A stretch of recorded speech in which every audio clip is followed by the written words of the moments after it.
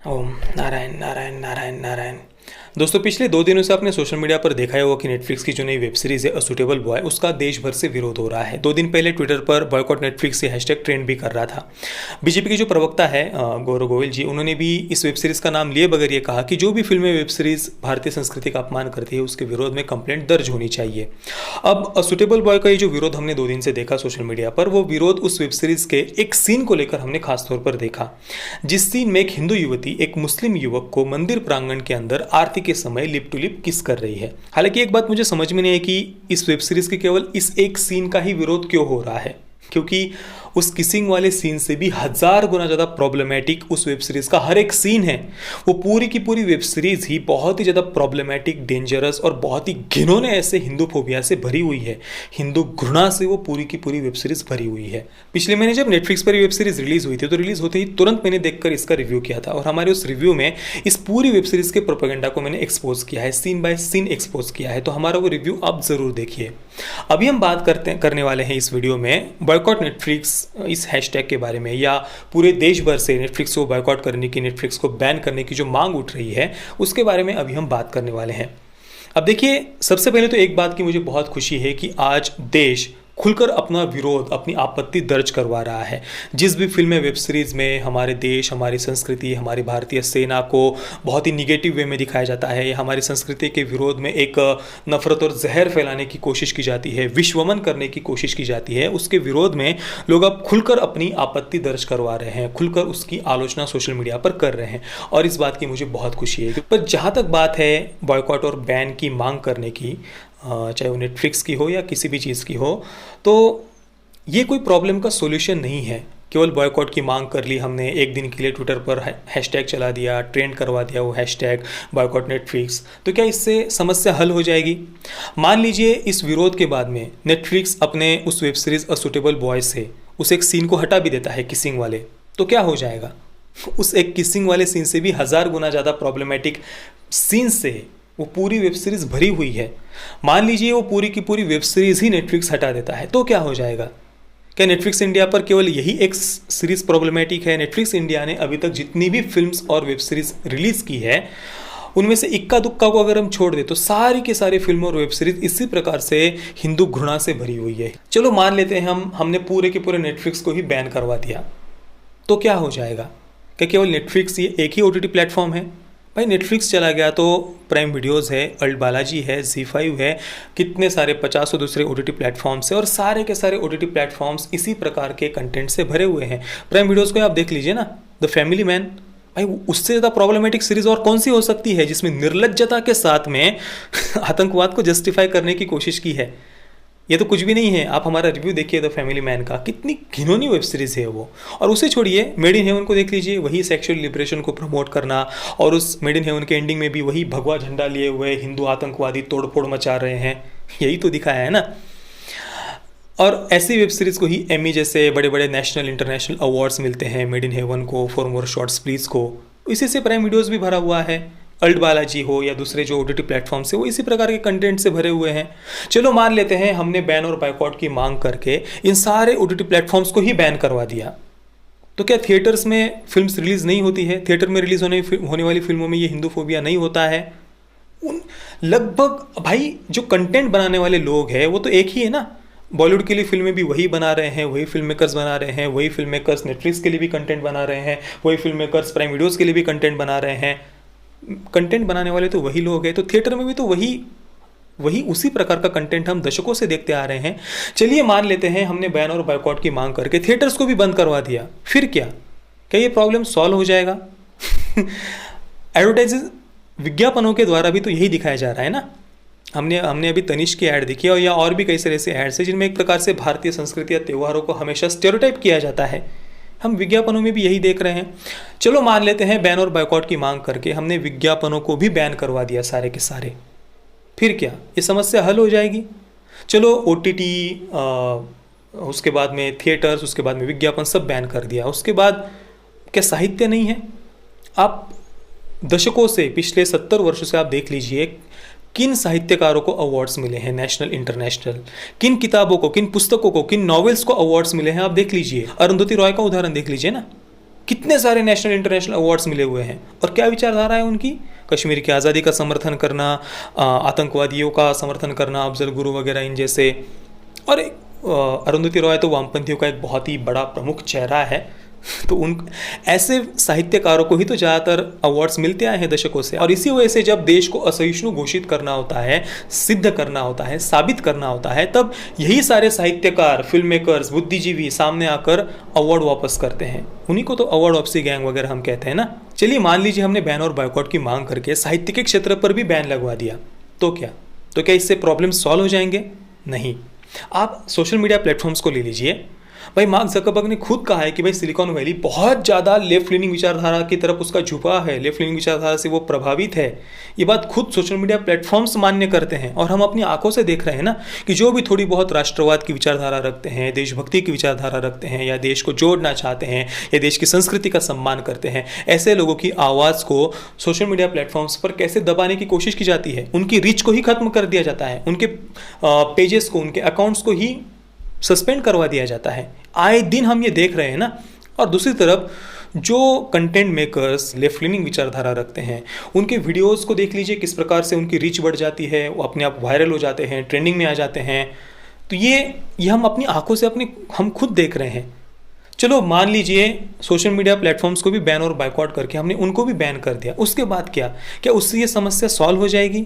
Social media platforms नहीं होंगे तो मीडिया तो है ना हमारे देश में, जिसे लोकतंत्र का चौथा स्तंभ कहा जाता है, चाहे वो प्रिंट मीडिया हो या इलेक्ट्रॉनिक मीडिया हो। क्या वहाँ पर इस प्रकार की विचारधारा या सिलेक्टिव आउटरीच हम नहीं देखते हैं? बिल्कुल देखते हैं। और ये wire, fire, Quint, troll, scroll troll वगैरह इनको छोड़ दीजिए, एनडीटीवी वगैरह, इनकी बात मैं नहीं कर रहा हूँ। वो तो खुलेआम लेफ्टिस्ट प्रोपेगेंडा फैलाते हैं, आतंकवादियों को सपोर्ट करते हैं, उनको तो छोड़ ही दीजिए, उनकी मैं बात ही नहीं कर रहा। पर इकोनॉमिक टाइम्स को लीजिए, टाइम्स नाउ को लीजिए, टाइम्स ऑफ इंडिया को लीजिए, इनके आर्टिकल्स आप देख लीजिए किन खबरों में ये रिलीजन को छुपाते हैं, किन खबरों को दिखाते समय अपने टाइटल में रिलीजन को बहुत हाईलाइट करते हैं, किस प्रकार का सिलेक्टिव आउटरीच है। दशकों से इनके आर्टिकल्स उठाकर आप देख लीजिए। या इकोनॉमिक टाइम्स का एक आर्टिकल मैंने अभी हाल ही में शेयर किया था, जिसमें दिवाली को फैट्स का त्यौहार कहा गया है, चर्बी का, मोटो का त्यौहार, बड़ा ही ऑयली खाना होता है। और इकोनॉमिक टाइम्स से नहीं, टाइम्स नाउ का भी बिल्कुल इसी प्रकार का एक आर्टिकल था कि भाई भारतीय फूड, इंडियन फूड जो हम दिवाली पर बनाते हैं वो कितना ऑयली होता है, कितना डिस्गस्टिंग, कितना गंदा होता है। इस प्रकार के आर्टिकल से छापते हैं। पर दूसरी तरफ यही लोग क्रिसमस पर मैदे से बनी हुई केक की रेसिपी शेयर करेंगे और वो उनको बहुत हेल्दी लगेगा, बड़ा प्राउडली वो उस समय एक दूसरे को बधाइयाँ देंगे। और इस वजह से आप किस किस को और कहाँ तक बैन करेंगे, बॉयकॉट करेंगे। ये बात केवल एक वेब सीरीज़ की या एक वेब सीरीज़ के एक सीन की नहीं है। इस प्रकार के कंटेंट से ये कला और साहित्य का क्षेत्र भरा हुआ है। इस प्रकार की मानसिकता से ये फिल्म मेकर्स, ये साहित्यकार, ये मीडिया का क्षेत्र, ये सोशल मीडिया, इनको रेगुलेट करने वाले, इनको कंट्रोल करने वाले लोगों की मानसिकता इससे भरी हुई है। और दोस्तों इन सबके अलावा भी हमारे देश में जो स्टैंड अप कॉमेडियंस है, ये जो सोशल मीडिया इन्फ्लुएंसर्स है, उनकी मानसिकता, उनकी विचारधारा को आप देख लीजिए। स्टैंड अप कॉमेडी के नाम पर वो क्या परोस रहे हैं लोगों के सामने। हिंदुओं को गाली देकर ही उनकी रोजी रोटी चल रही है, हमारी भारतीय सेना को, हमारी संस्कृति को गालियां देकर ही उनकी रोजी रोटी चल रही है। ये लोग हर त्यौहार आने के बाद में, हर भारतीय सनातन वैदिक संस्कृति का कोई भी त्यौहार आने दीजिए, तुरंत ये विधवा विलाप चालू कर देंगे। चाहे रक्षाबंधन हो, नवरात्रि हो, या फिर होली हो, दिवाली हो, दुर्गा पूजा हो, दशहरा हो, कोई भी सनातन संस्कृति का त्यौहार ले लीजिए, ये तुरंत विधवा विलाप उसके विरोध में चालू कर देंगे। और ये मत सोचिए कि ये कोई एक दो सोशल मीडिया इन्फ्लुएंसर से या फिर एक दो स्टैंड अप कॉमेडियन से, नहीं, बिल्कुल नहीं।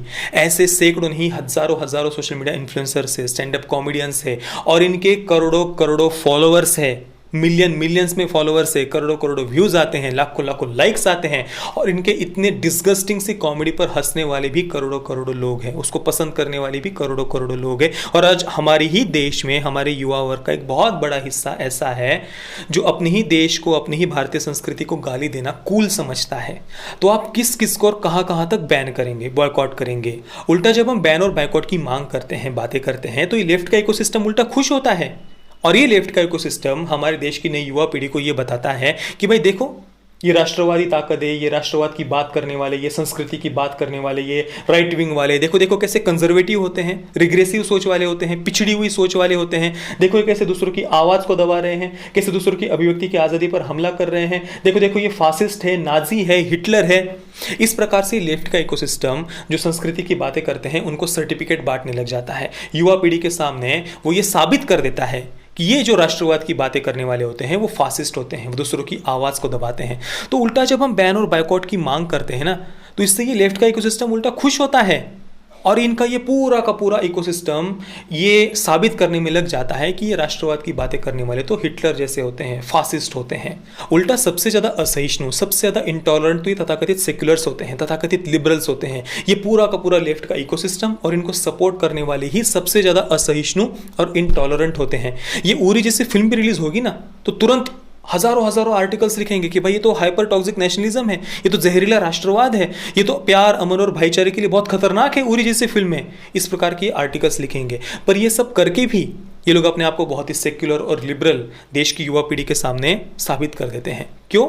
क्योंकि ये लोग अपनी बातें बड़ी ही सभ्य भाषा में ये आलोचना करते हैं। भले ही वो परमाणु की भी आलोचना करेंगे, उरी की भी आलोचना करेंगे, या इन जैसी राष्ट्रवादी फिल्मों की मणिकर्णिका वगैरह इन फिल्मों की भी आलोचना जब वो करेंगे ना तो बड़ा ही सेक्युलरिज्म, लिबरलिज्म, बड़ा ही प्यार, मोहब्बत, भाईचारा, अमन, शांति इनकी बातें करते हुए ये आलोचना करेंगे सभ्य भाषा में। भले ही उनके इंटेंशंस, उनके उद्देश्य कितने भयानक है वो हम सब जानते हैं, पर फिर भी युवा पीढ़ी को एक ब्रेन वॉश करने में वो सफल हो जाते हैं। ये बात हमें समझने की सबसे ज़्यादा आवश्यकता है कि अगर आपको सच में बदलाव लाना है तो अपनी अभिव्यक्ति की आज़ादी का उपयोग करिए, सभ्य भाषा में इनको उत्तर देना सीखिए। केवल एक दिन के लिए बैन और बायकॉट हमने ट्रेंड करवा दिया, इससे कोई समस्या हल नहीं होने वाली है। इनके हिपोक्रेसी को नई युवा पीढ़ी के सामने रखिए, बताइए कि ये कितने बड़े हिपोक्रिट्स हैं, कितने बड़े दोगले हैं, ये कैसे सिलेक्टिव आउटरीच करते हैं, कैसे ये देश को तोड़ रहे हैं। तो ये बातें आज नई युवा पीढ़ी को बताना आवश्यक है कि हमारी संस्कृति क्या है, हमारा इतिहास क्या है। और सबसे बड़ा प्रॉब्लम तो हमारे एजुकेशन सिस्टम में है। आज हमारे देश में ऐसे कई सारे कॉन्वेंट स्कूल्स हैं जहाँ पर जो हमारे भारतीय सनातन संस्कृति का चाहे कोई भी प्रतीक हो उसको अगर आप अपने शरीर पर रखते हैं तो उसको हटा दिया जाता है, उसको हटाने के लिए उनको दंड दिया जाता है। छोटे छोटे बच्चों को अगर आप तिलक लगाते हैं, चोटी रखते हैं, कलावा पहनते हैं या फिर पैरों में पायल पहनते हैं या किसी भी प्रकार का भारतीय संस्कृति का कोई प्रतीक आपके शरीर पर होता है तो तुरंत उसको हटाने के लिए कहा जाता है। ये सारी न्यूज़ हमारे सामने है। तो बचपन से ही उन बच्चों के मन में ये डाल दिया जाता है कि भाई ये जो सनातन संस्कृति के प्रतीक है ना ये बहुत ही गलत है। और दूसरी तरफ उन्हीं स्कूल्स के जो मैनेजमेंट के लोग होते हैं, जो टीचर वगैरह होते हैं, वो एक पर्टिकुलर रिलीजन के पोशाक को पहनते हैं और दूसरी तरफ क्रिसमस वगैरह इन त्योहारों पर वो लाल कपड़े पहनकर बच्चों को स्कूल में बुलाते हैं। पर जब सनातन वैदिक संस्कृति के त्यौहार आते हैं तो उनको बड़ा पोल्यूशन, प्रदूषण और बहुत खतरनाक होते हैं। उसके विरोध में हमें आंदोलन, प्रोटेस्ट वगैरह करना चाहिए, लोगों को जागरूक करना चाहिए, जागरूकता रैली वगैरह निकालना चाहिए, ये बच्चों को बताया जाता है। तो बचपन से ही जब उनका बेस ही इस प्रकार से बना दिया जाएगा तो वो बड़े होकर क्या करेंगे? बड़े होकर वो यही करेंगे। उरी जैसी फिल्म रिलीज होने के बाद में वो यही आर्टिकल्स लिखेंगे, हाइपर टॉक्सिक नेशनलिज्म। वो दूसरा क्या बनाने वाले हैं? वो असुटेबल बॉय ही बनाएंगे बड़े होकर। तो बेस में ही हमारे एजुकेशन सिस्टम में ही ब्रिटिश और वामपंथियों का लिखा इतिहास पढ़ाया जा रहा है। तो हम क्या एक्सपेक्ट कर सकते हैं कि ऐसे एजुकेशन सिस्टम से निकलने वाली जनरेशन स्वामी विवेकानंद जी जैसी बनेगी? यह हम एक्सपेक्ट कर सकते हैं? यह तो असंभव है। इसलिए सबसे ज़्यादा महत्वपूर्ण है कि माता पिता अपने बच्चों को सत्संग में ले जाए, संतों के सत्संग में ले जाए, उनको अपने इतिहास के बारे में, संस्कृति के बारे में बताए। ये सबसे ज़्यादा आवश्यक है। और दूसरी बात, सभ्य भाषा में आलोचना करिए। जहाँ पर भी आप कुछ गलत देखते हैं, चाहे कोई फिल्म हो, वेब सीरीज हो, तो अपना विरोध दिखाइए। इस इंडस्ट्री को बताइए कि आप इनके बारे में क्या सोचते हैं। ये सबसे ज़्यादा आवश्यक है। इसी से धीरे धीरे हम एक बदलाव देखेंगे। और तीसरी एक और बात, ये जो मनोरंजन क्षेत्र के कलाकार हैं, जिन्हें तथाकथित रूप से सेलिब्रिटीज़ वगैरह कहा जाता है, इनके पपेट मीडिया के द्वारा इनको अंधे होकर फॉलो करना या ये जो कहे, जो दिखाए उसको सही मानना, या उनको बिल्कुल वो चाहे कैसी भी फिल्म बना दे, भाई हमें तो उसको सपोर्ट करना है क्योंकि हम उसके फ़ैन हैं, फलाने फलाने सेलिब्रिटी के, फलाने फलाने स्टार के हम फ़ैन हैं। ये मानसिकता सबसे पहले छोड़ दीजिए। इन तथाकथित स्टार्स की, तथाकथित सेलिब्रिटीज़ की मोनोपोली को आप तोड़िए। और अगर आप लिख सकते हैं तो लिखिए, आप रिव्यू कर सकते हैं तो रिव्यू करिए, वीडियो बना सकते हैं तो वीडियो बनाइए, आप कुछ किताब लिख सकते हो तो किताब लिखिए, कहानी लिख सकते हैं तो कहानी लिखिए, और इस इंडस्ट्री में आइए, इनकी मोनोपोली को आप तोड़िए, तो ही हम धीरे धीरे बदलाव देखेंगे। बाकी केवल एक दिन के लिए हमने बॉयकॉट की बात कर दी तो उससे कोई बदलाव आएगा, ये बिल्कुल असंभव है। जय श्री राम, वंदे मातरम।